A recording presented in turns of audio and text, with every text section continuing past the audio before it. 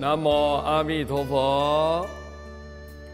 师父自己写的，那么这一段内容呢，我觉得我很满意啊，因为这个内容看起来很有意思啊，你们可以慢慢的听师父来做一个很简单的介绍。我所说的三界之中皆言苦，为何有人愿意留？只因五欲搞糊涂啊，最终幻灭归尘土。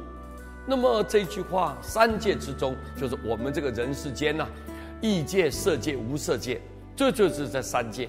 三界中众生都有生老病死，都会有这种现象，大家都知道太苦了，皆言苦啊，大家都说很苦很苦。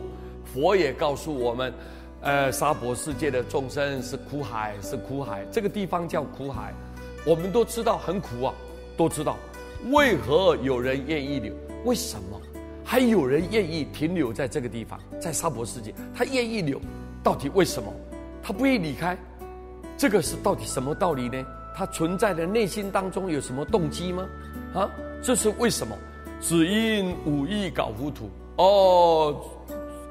主要的原因是因为的五欲嘛，五欲就是财色名食睡啊，财色名食睡啊，这个五种欲望呢，把他搞得糊里糊涂，他觉得沉醉在那里面了，他觉得这个是他所希望的、所要的东西，所以已经他的整个心呢被笼罩住了，搞得糊里糊涂的，所以把这个假的当作真的，把这个假的当作真的，所以一直沉醉，他贪求，有强烈的要去霸占，要去这样子，就是为了这个五欲而搞糊涂了，最终幻灭归尘土。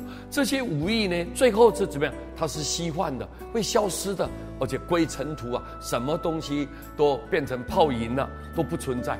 所以我们一定要清楚哦，看明白哦，不要为这个五欲而困扰，不要为五欲而贪求，让自己的心性污染了，然后继续六道轮回，继续受苦，那你永远都在三界之中，你没有办法跳脱，没有办法离开这个苦海。所以各位一定要注意哦。南无阿弥陀佛。